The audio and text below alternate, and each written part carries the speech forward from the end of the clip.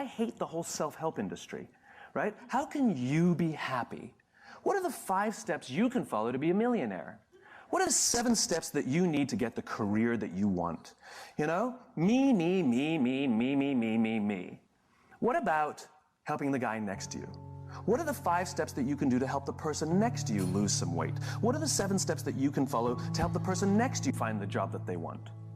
Do you know how we get fulfillment? You can be happy because you did things at work. You can be proud because you did things at work. You can be excited because you had a big success at work. But you know how you feel fulfilled at work? When you do something for someone else. It's the only way we get that feeling. It's the only way we get that feeling. Do you know why the statistics say that over 90% of people don't feel fulfilled by the work they do? It's not because of the job, it's not because of the pay, it's not because of the benefits. It's because we don't help each other anymore. We sit in our cubes and we work. And anything that we turn to anybody is because we need something, we need to get something. And yet we don't put ourselves out there simply for no other reason than to help somebody else. You know what generosity is? Generosity is doing something for someone else expecting nothing in return. At no point ever. I did something for him, why won't he help me? It's not an equation. It's designed to help you feel good. And Mother Nature has given us this feeling when we do something for someone else to encourage us to do it. Because when we are in groups, when we are surrounded by people who believe what we believe, trust emerges and our very survival and progress goes up. Sex feels good. It's why we do it.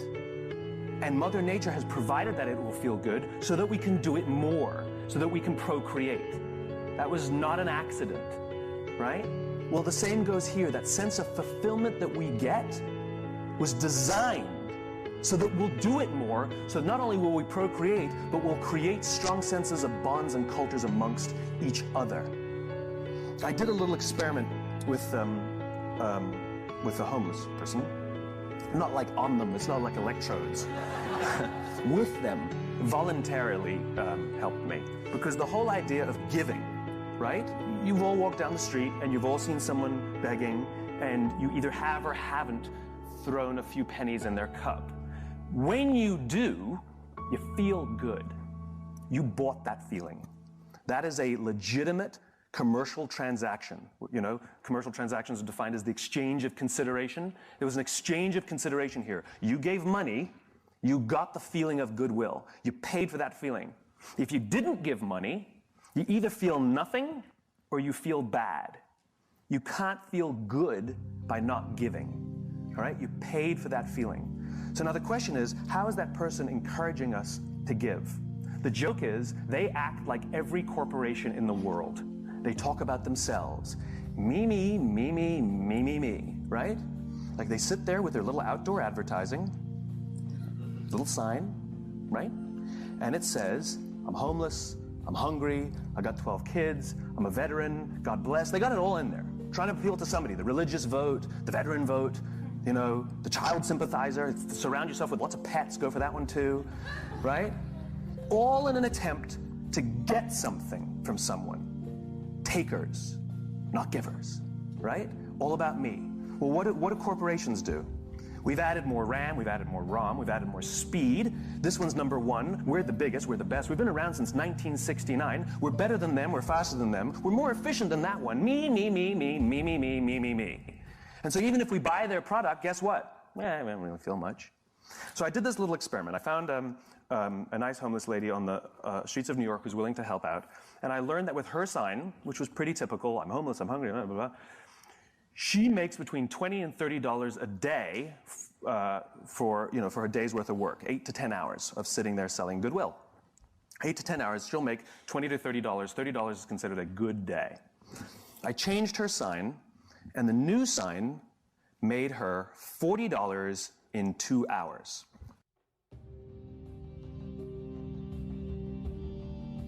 It's one of the reasons she's homeless is because she's decided that she only needs $20 to $30 a day to live. If she stayed, she would have made $150. The point is she made $40 in 2 hours. What did the sign say? The sign said, if you only give once a month, please think of me next time. It has nothing to do with the taker. It has everything to do with the giver. And what are the objections people give when they don't give? I can't give to everyone. How do I know that they really need it? And so I addressed both those concerns. I know you can't give to everyone, so if you only give once a month, my cause is legitimate. I will still be here when you're ready to give. $40, 2 hours. Make it about them, not about you. The fact of the matter is 100% of customers are people. And 100% of clients are people. And 100% of employees are people. I don't care how good your product is. I don't care how good your marketing is. I don't care how good your design is. If you don't understand people, you don't understand business. Do you ever watch Deadliest Catch on the Discovery Channel? I was flipping through the channels one night and Deadliest Catch came on. And on this episode, they were in a huge storm. Now, for those of you who don't know Deadliest Catch, they take these crab fishing boats out in the Bering Sea, which is like terrible. And they put cameras on them, and we watch, right? The reason that's, I guess, significant is because these crab fishermen have, I think, one of the top 5 deadliest jobs in the world. You know, I don't know what the exact number is, but dozens of fishermen die every year doing this. We apparently find that entertaining, which it actually is. So they have cameras only on 5 or 6 of the ships, even though there are many, many ships that go out fishing every season, and they don't really come into proximity with each other because, you know, the ocean's huge, and they usually sabotage each other and give each other false information because they're all competitors. They're all looking to get the crabs and, you know, make sure that they find them and somebody else doesn't, and, you know, it's business, right? It's just business. It's okay. We all do the same thing in our own companies. And in this one episode, this big, huge storm was so violent that they had to bring all the pots, which are the big cages that they catch the crabs in. They had to bring all the pots back on the boat and wait out the storm. And just by dumb luck, one of the boats that had cameras on it was in proximity of a boat that didn't have cameras on it. And so they filmed, they had secured all their pots on the deck, and so they started filming the other boat.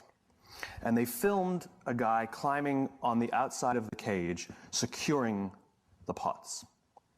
And all of a sudden, a huge wave hits the side of the boat, and the guy's not there anymore. And the people on the boat with the cameras start screaming, "Man overboard, man overboard, man overboard." And they turn their boat towards where they think he might be. He's a stranger, they don't know him, they don't know the crew members of the other boat, and yet they react.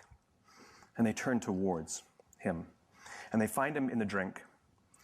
And for those of you who don't understand how dangerous this is, if the water is so cold that if you're in the water for, I think that it's a minute or a minute 30, hypothermia will set in and you die. And they come upon him, and he's screaming, "Don't let me die, don't let me die." And they pull him on board, not out of the woods yet. They strip off his clothes because it's wet and cold, and they wrap blankets around him to prevent hypothermia from setting in. And he survives. And it's overwhelming. And the captain comes down, and this is all on, I mean, you can go watch it on TV. The captain comes down, and he hugs this stranger, this young man, his competitor. He hugs this guy as if he's his own son. I lost it. Everybody is crying. And you realize what happened here was a human interaction. And the reason that they risk their own lives to help this other person, even though they spend every other day trying to get ahead and sabotage, is because at the end of the day, they're all crab fishermen. And they know something about each other. And they know something about the risk that they all take to do this. And when push comes to shove, they will put themselves out there to help each other for no other reason than they get it. They're one of the same. I will promise you that every single member of that crew that day went home with a feeling of fulfillment. I promise you that every single person on that crew that day felt more good in their hearts and in their jobs than the richest days that they've ever pulled in. My question is what are you doing to help the person next to you? Don't you want to wake up and go to work for the only reason that you can do something good for someone else? Wouldn't you want them to do that for you?